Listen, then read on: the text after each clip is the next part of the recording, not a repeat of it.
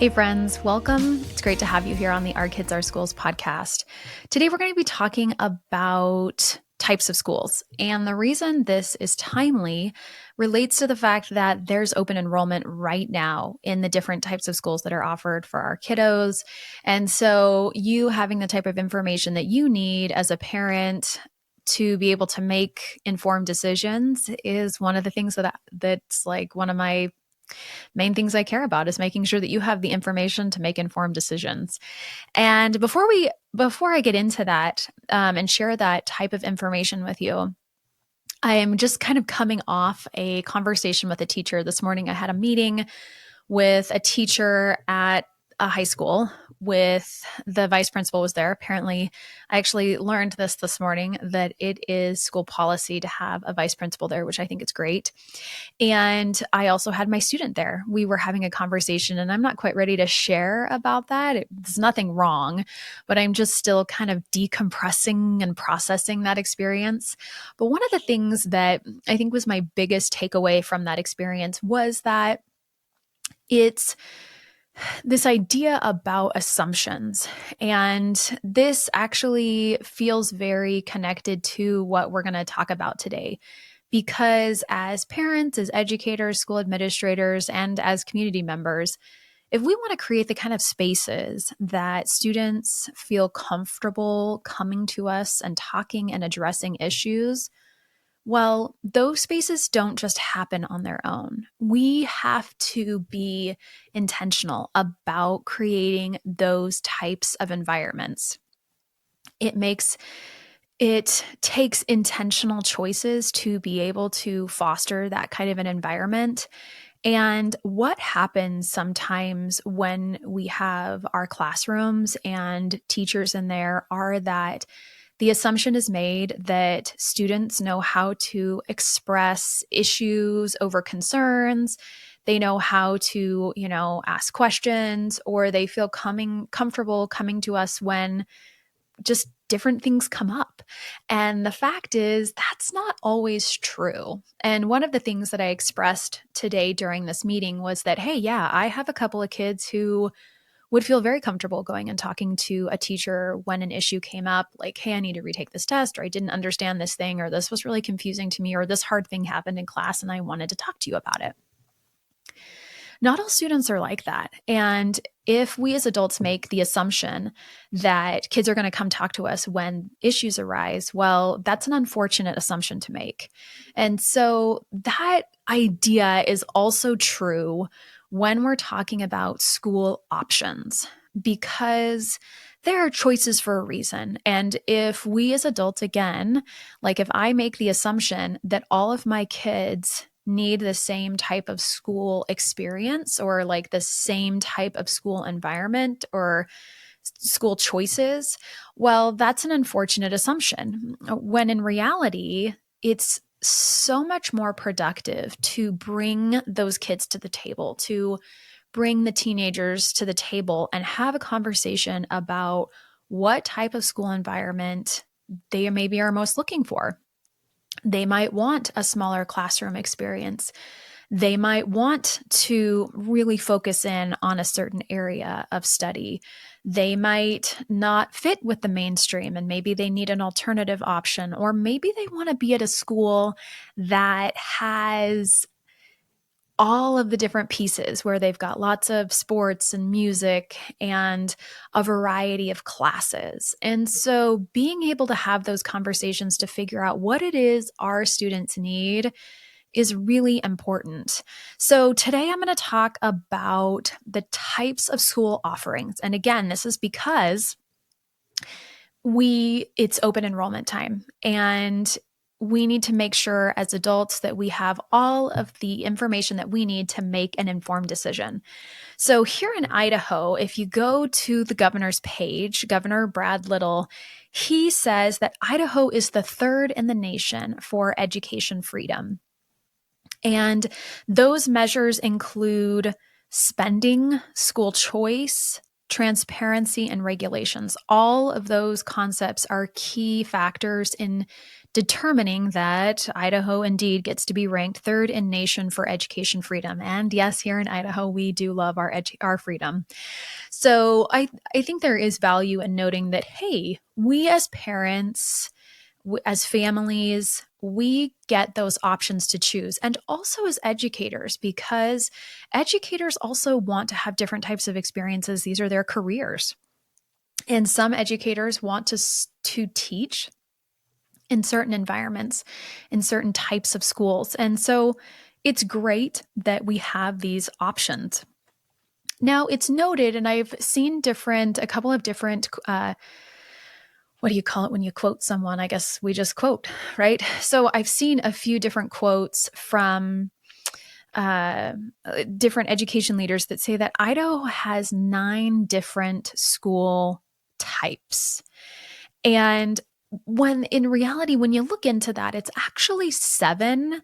There's really 7 school types with 2 different ways of kind of 2 more maybe environments, not necessarily school types. So this is it. From my perspective, it's a bit of a stretch to say that there are 9 different options. I think it's just to note that, hey, there's a lot of choices. And a lot of these choices are in lots of states around the nation. So this isn't just for Idaho. This is just an understanding when you hear people talk about this type of school or a magnet school or a charter school, I want to make sure you know what they're talking about, because it is a language. It's a way of learning how to speak. And when we learn the language, then we can, it's just easier to be a part of that community. And it is true to say that, gosh, so many different types of professions have that language. And so often, yeah, it's about learning the language so that we can navigate the landscape. And that's what we want to do here. Okay, so we're going to start with the traditional school. And here in Idaho, there are 117. Now I'm like doubting that number, but around 117 school districts. And that accounts for 87% of Idaho students are enrolled in what we refer to as traditional schools. A traditional school is generally going to be your neighborhood school. And these traditional schools, this is where you see your elementary, middle school, and high school. And some of these schools around Idaho, we have, some schools around Idaho have a one building kind of class, one building classroom kind of experience, just because we have some of our rural communities. So this traditional school building looks very different, but basically the model in our traditional school setting are that this is an open enrollment experience. And so anywhere that you move in the state of Idaho and you want to enroll your kid in your local school district, this is going to be your traditional school. And just this year in 2023, Idaho lawmakers made it really easy for parents, families, guardians to be able to choose where they wanted their kid to go, because they created an open enrollment law. And there were a few changes to the open enrollment law. And one of the most important is that, okay, first of all, let me tell you what open enrollment is. Open enrollment is when you're in one district, and let's say you actually really want to go to the other district, your neighboring district. You can do that. You can apply. It's called open enrollment to enroll your student in the neighboring district. So the thing to note, though, is that, and this was the change, that previously in law, they made it so that you would have to apply every year for that open enrollment. I actually knew a family in an area that they technically lived just right outside the school district boundaries, but she really wanted her students to go to this elementary school. That's where my kids were going. And I didn't even realize she lived out of the district, but she had just always open enrolled. But she was worried that her students might not be able to have a spot the next year. There was always that fear, and she'd probably been there for 4 or 5 years. So she actually made the choice to go to a private school because then she knew that her students would have enrollment every year.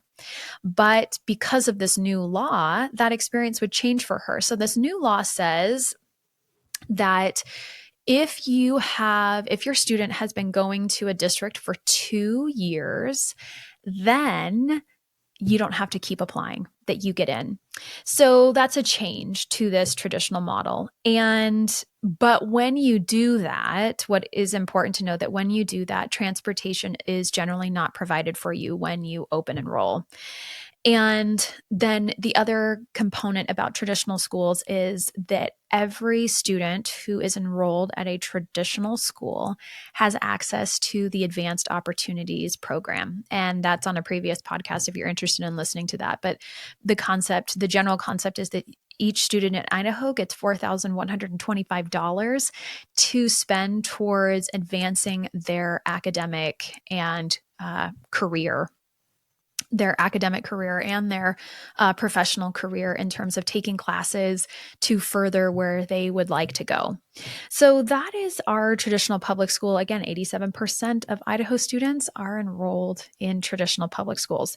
The next option for families is a charter school. And as of 2023, about 9% of Idaho students were enrolled in charter schools. And charter schools are free for students, but generally they're restricted by lottery because the enrollment is restricted because there's only so many spots in a school.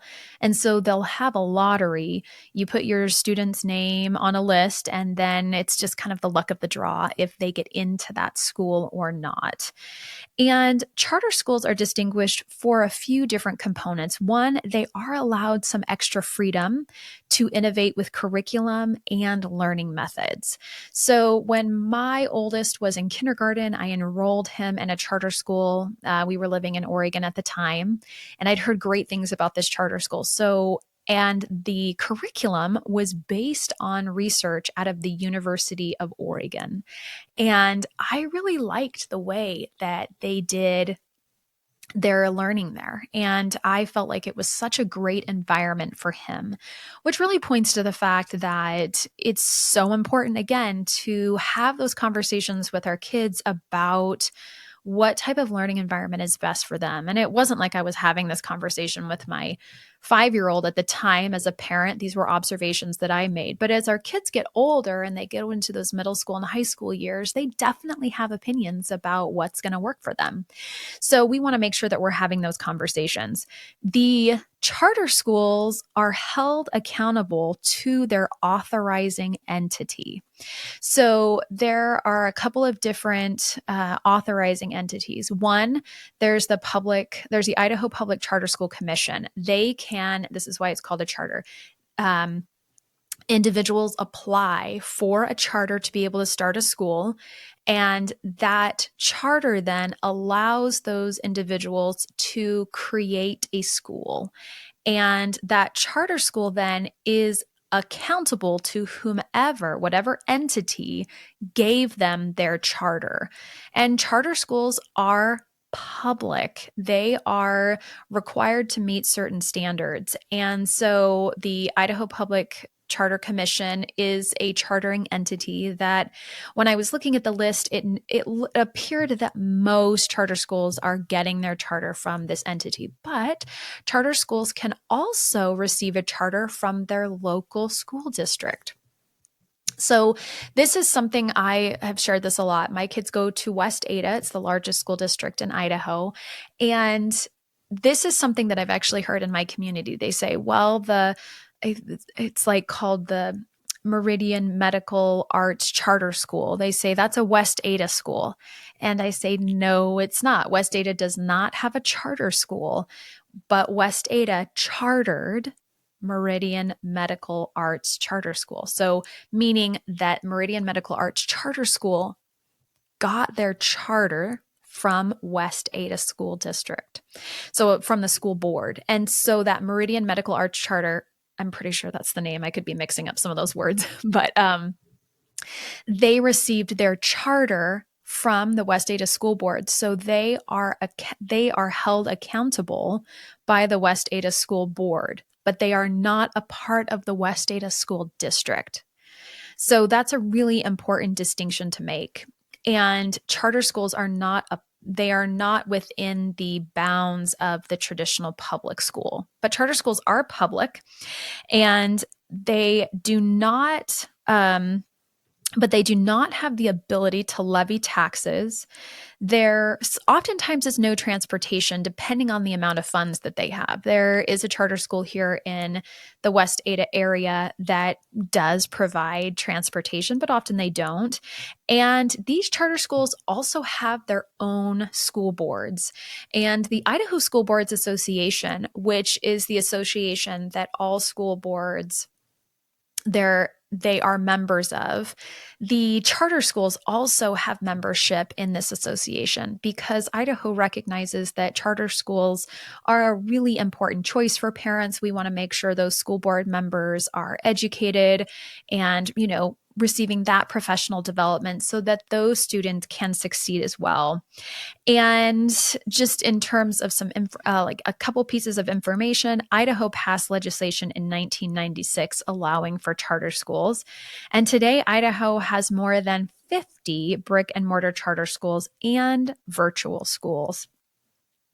And each charter school has a specific school purpose and what community needs it serves. For example, there are language immersion programs or rigorous literacy-based programs.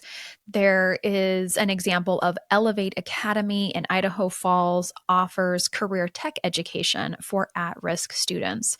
So charter schools also have like a different mission and that purpose, and they work to fulfill that. And they are often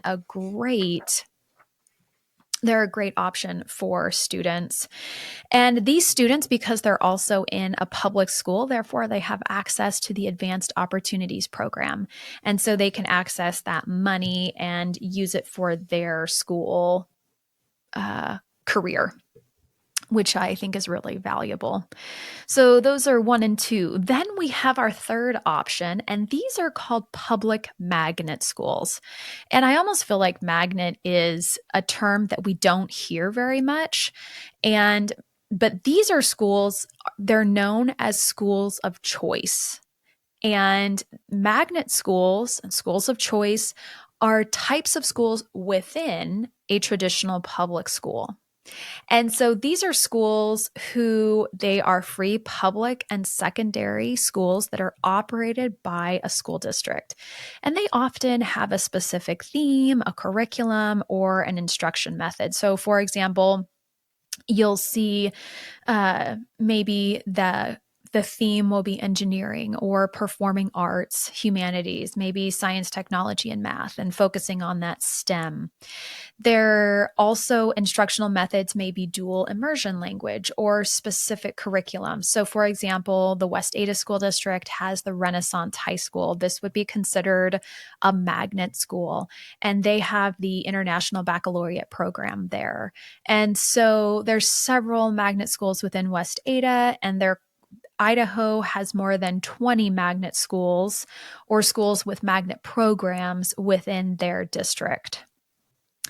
And it's important to note that a magnet school is operated within a school district. Therefore, they are overseen by the school board. So the easiest way to note this is I'll just take West Ada, for example.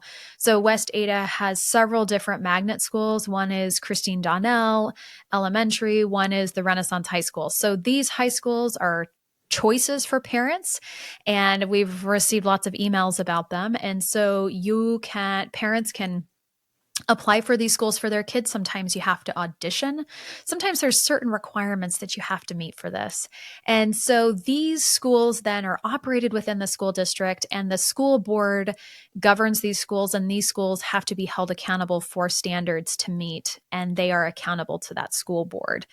And these schools then, because of that, have they get access to levies and bonds within that traditional public school because they do reside within that public school, that traditional public school setting.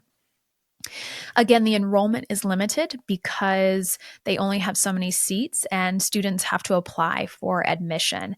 And the current locations of magnet schools, just to note, are in Boise, Meridian, Eagle, Haley, Idaho Falls, Nampa, Ammon, and Coeur d'Alene. So those are our public magnet schools. Next, we have private schools, and these are not public schools that charge tuition.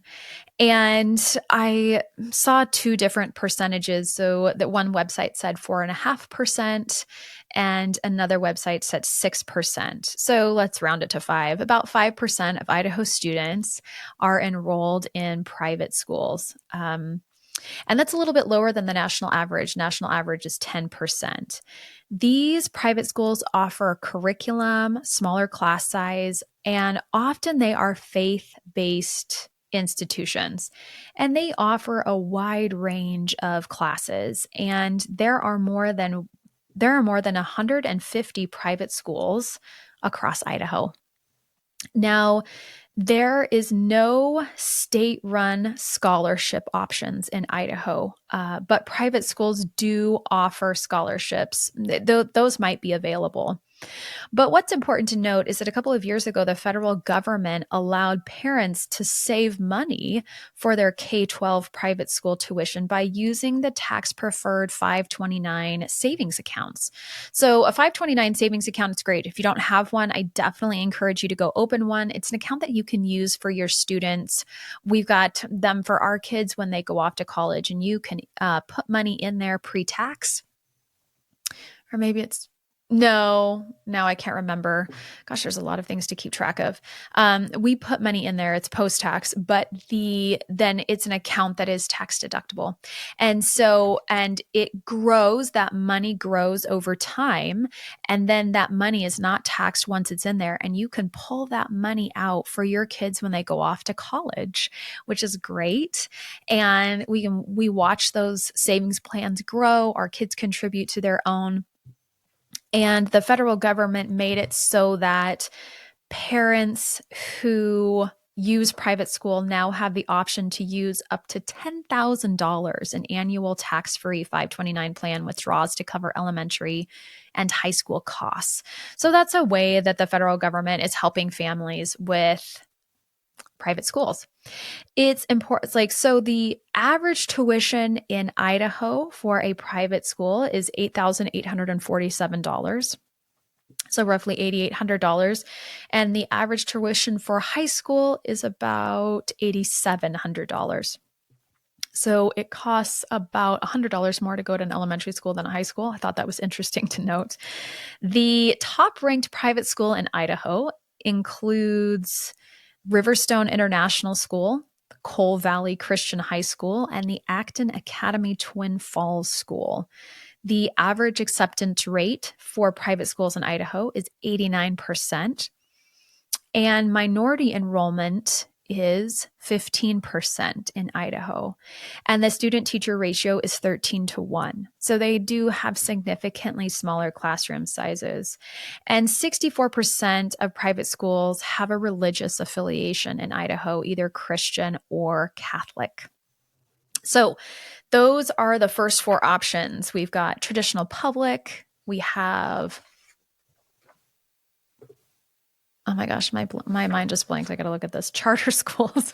We have traditional public schools, charter schools. You have magnet schools, you have private schools, and we have virtual online learning. And Idaho offers several full-time free online learning options for students. And these include Inspire Connections Academy, Idaho Virtual Academy, and the college prep focused GEM Prep Academy. There are also part-time options for students, and one of those part-time options is the Idaho Digital Learning Alliance, IDLA. And IDLA actually is the online option that allows allows students to access their advanced opportunity dollars. again, I have a previous episode that really talks about this, but that is a place to go. The IDLA it's a place students could just do school part-time online learning there. So then there are 10 Idaho school districts that have their own online school programs. And those 10 districts are Boise, Lakeland, Madison, West Ada, Nampa, Idaho Falls, Cassia County Joint, Snake River, Blackfoot, Hagerman, and Bear Lake. And I think that that's important to note. I know that during COVID, a lot of families were choosing that virtual option. And once COVID was over, I've done some different reading, and it notes that a lot of families actually wanted to go back to that public school setting because they were happy with their kids' experience and the experience that they were having. But then I think some other students really realized that the online option was a great option for them, and they learned that through experience. And so it's great that they have that opportunity. The next option is the homeschool option, and it's an option to note. I think sometimes people forget, like, oh yeah, homeschool is an option. And Idaho has very friendly homeschooling laws for families. And it's a customizable option for families and kids. And if you choose this option, you are required to teach subjects commonly taught in Idaho public schools, but specific standardized tests are not required. And students are eligible to take classes at a public school and participate in sports through some enrollment programs. So at my kids' high school, there's actually several students who are homeschooled, and they come in for music classes. And so I think that's really valuable to note that, hey, you can do your homeschool options, and you can also access those traditional public schools to get in some of those maybe enrichment opportunities that you want your kiddos to have. And also they can participate in sports too through those enrollment programs. And then the last, I would say the seventh main option are alternative schools. A lot of high schools around the state have alternative schools. And these are non-traditional public schools that are designated for at-risk students. And these at-risk students could need some credit recovery. They could have a hard situation in life, such as a pregnancy as a teenager, or maybe they might have missed some school because they were expelled for a period of time. This was something that I saw as a school board member when we had to have those tough conversations in our executive session, and when we had to expel a student, which I'm going to tell you was like it might have been the hardest thing I ever did as a school board member, was sit there with other school board members and determined it needed to be the best decision for the entire school, but also for that student. It was really important for us to create a pathway back to school for that student. And often that meant attending the alternative school to get some of that credit recovery. And they would also utilize the IDLA, like a flex cohort, to be able to get those credits. So they could get back on track. And alternative schools are also great for students who maybe do not thrive in a traditional public school, larger classroom setting, and they need those smaller environments. And so that's what's great about an alternative school. Okay, so now we're to options, these types, 8 and 9, that I think are a little bit of a stretch. They're more of a way of looking at a school experience. So one of them is the community schools. And community schools are not so much a type of school, but more a designation of what a school is working to achieve.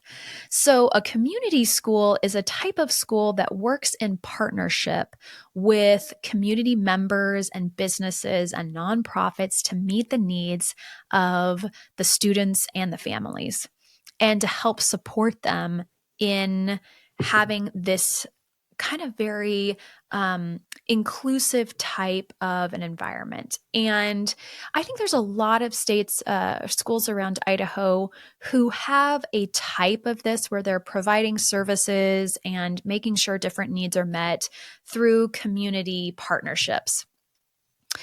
But schools can receive this type of distinction, and it is a way of leading a school and bringing partners together. That's why I say it's more of um, a designation rather than a type. But what's really cool is that in Idaho, this just happened actually. The United Way Treasure Valley, they received a really amazing grant from the federal government. And I'm going to pause for a moment and take you back to about 2015-ish when the United Way Treasure Valley did a community needs assessment. They were trying to figure out what was the best way that they were going to be able to help their community. And so they went and they completed this needs assessment. And based on this needs assessment, it actually really focused on education. And we know that 25% of people spend their volunteering at schools. Schools are the heart of our community. And so that's when they learned about these community school this designation, this type of program.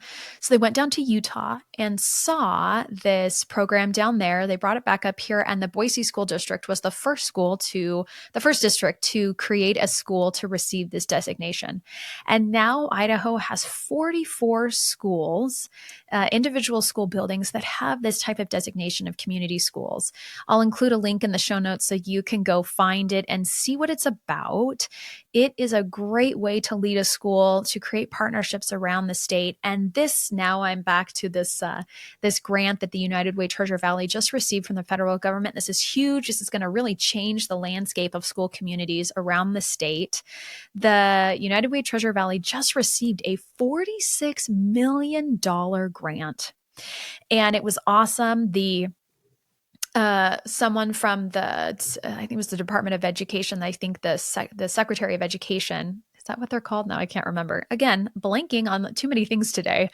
They came here to present the award to the United Way Treasure Valley, and I'm really excited to see what comes of that. I have invited the grant writer from the local United Way to come speak with me on the podcast. So I'm excited to share that information. I know that they are working through so many things right now in how to incorporate this grant into their organization and know how that this money can go out and really impact the schools and the communities and the kids throughout our state. So that's really exciting. I'm really excited about that.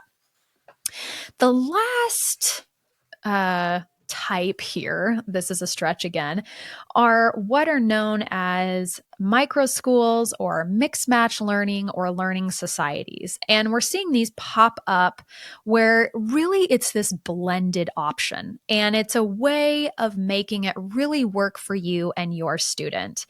And these are where students gather together in small groups with adult supervision to learn, explore, and socialize.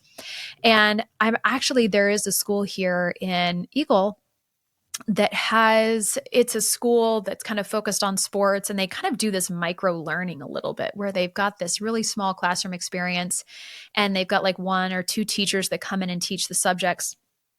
And then they go out and they focus on athleticism for the second half of the day. It's a really interesting model. And so we're seeing this around a lot of homeschool families are doing this, maybe families who are wanting a variety for their kids, and maybe that traditional model isn't working for them. There is the Empowering Parents Grant Program to help low-income families to be able to get materials and services for their students. And utilizing that Empowering Parents Grant Program can help parents maybe do some of that mix and match learning that they would like. And again, this is a little bit more of a mindset than a school option. And this was actually something that my husband and I did with one of our kids right after COVID. So the COVID year was really tough. She was in elementary school, and she is a very kind of wants to be in that loving environment and see your face so you can smile at her and she can smile at you. And that really was not happening during COVID because we were all in masks and that was really hard. And she had some holes in her learning that we noticed. And when I realized that, hey, you know what? She's starting this next grade. This teacher is wonderful. The school is wonderful. And I love everything that they're trying to offer for her. And yes, um, other kids are having challenges too. After really talking with my husband and talking with the principal and talking with my student, I realized that her being in school full time was not the best option for her. And so we did a little bit of this mix and match learning where I pulled her out and we did some homeschooling, and I had a tutor come in and help her. And we took her to another learning center to help her fill some of those gaps.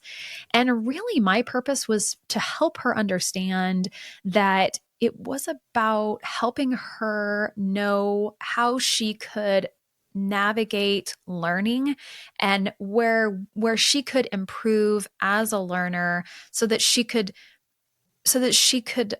really succeed in that classroom environment. And what's been great in that process is that it's really helped, like, me as a mom understand how it's not just, I know that every single one of my kids are different, but I think finally with this one child, it was kind of like this culmination of, yeah, and they all learn differently and they all have different needs. And this is what she needs right now.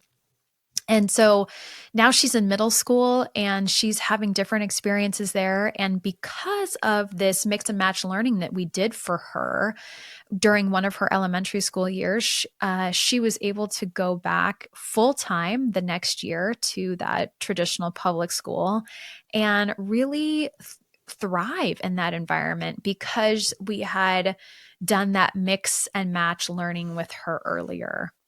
So, okay, those are the options, and those are the different types of schools. So we've got the traditional public school, the public charter school, the public magnet school, the private learning school, the online virtual school, the homeschooling, the alternative school, and then the two types that are more of a mindset or a distinction for the school. So that community school and then the mixed match learning.